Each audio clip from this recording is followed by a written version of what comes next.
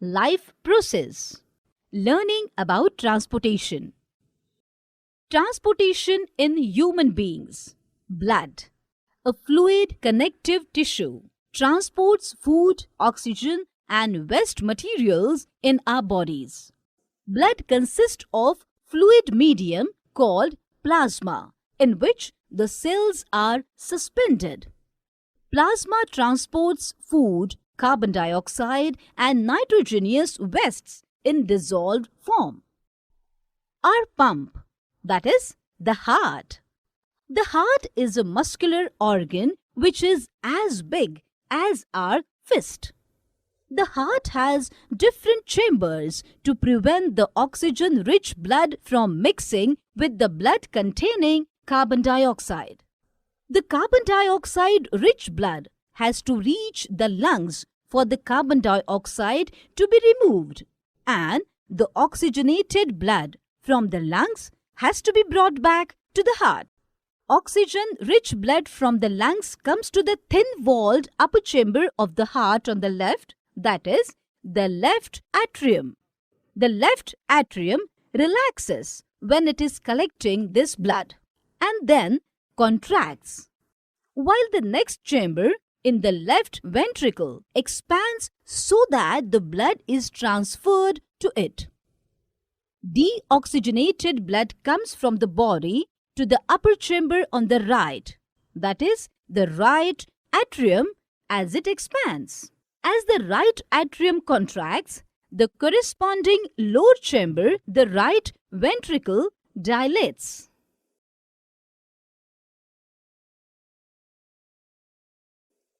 Oxygen enters the blood in the lungs.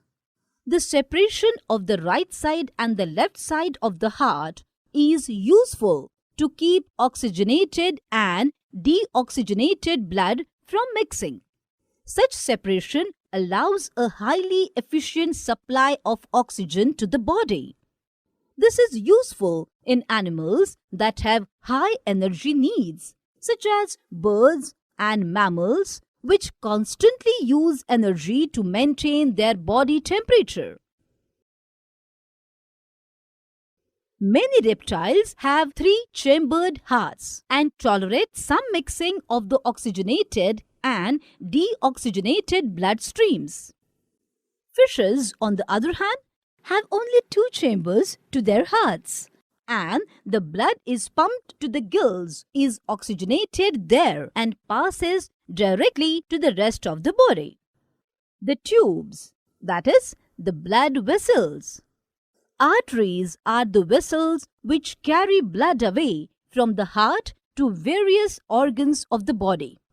Since the blood emerges from the heart under high pressure, the arteries have thick elastic walls.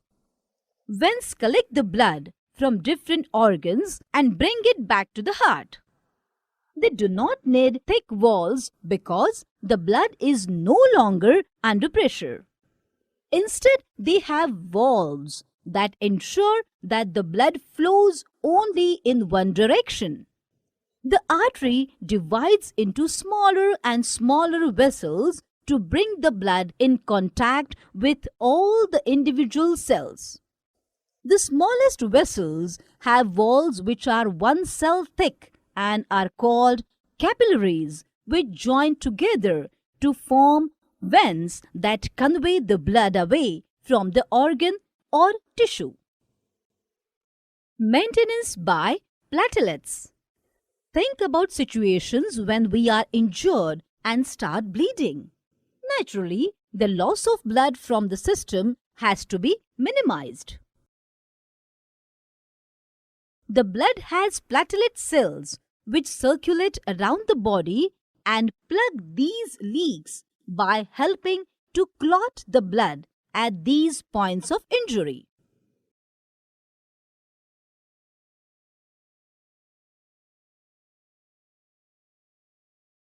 Lymph fluid is another type of fluid involved in transportation.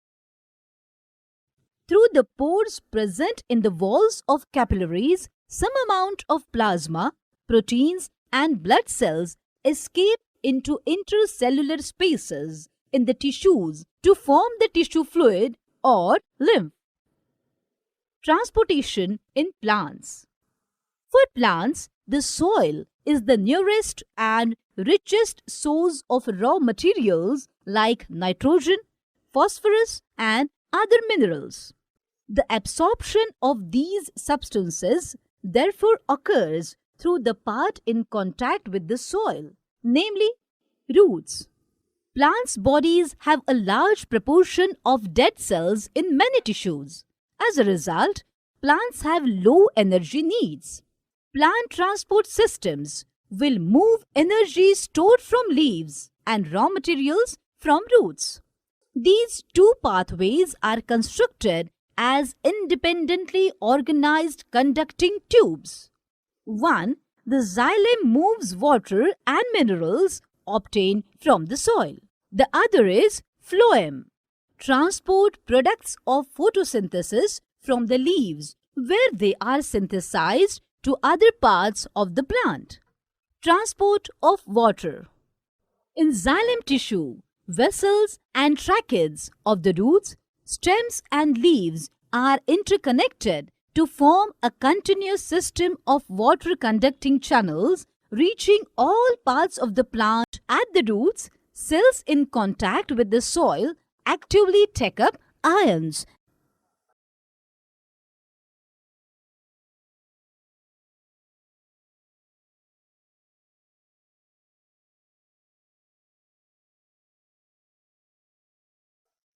The water which is lost through the stomata in the leaf.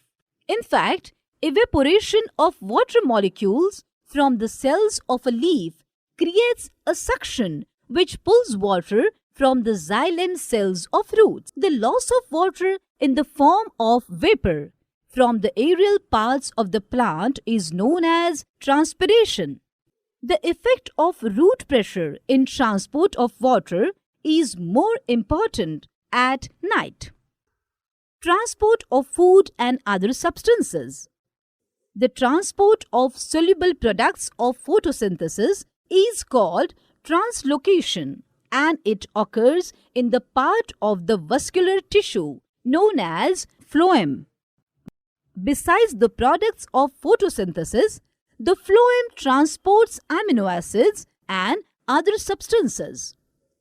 These substances are especially delivered to the storage organs of roots, fruits, and seeds and to growing organs. The translocation of food and other substances takes place in the sieve tubes with the help of adjacent companion cells both in upward and downward directions. The translocation in phloem is achieved by utilizing energy. Material like sucrose is transferred into phloem tissue using energy from ATP.